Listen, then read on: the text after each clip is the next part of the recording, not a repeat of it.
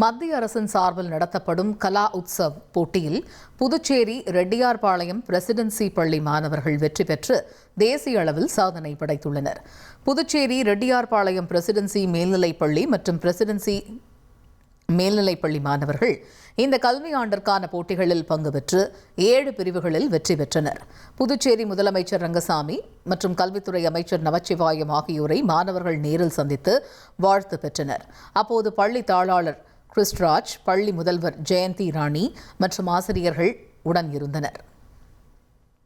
மத்திய கல்வி அமைச்சகம் 2017 முதல் அகில இந்திய அளவில் பள்ளிகளுக்கிடையே தேசிய கலை விழாவை நடத்தி வருகின்றது. நேஷனல் கலா உற்சவ் என்று அழைக்கப்படுகிறது.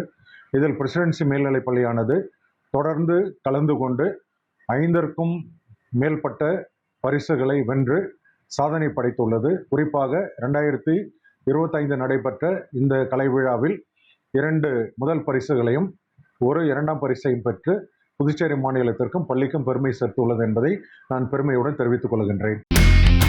இனி செல்லும் இடமெல்லாம் செய்தி. தந்தி டிவியின் வாட்ஸ்அப் சேனலை ஃபாலோ பண்ணினா செல்ல இருக்கும் இடமெல்லாம் செய்தி.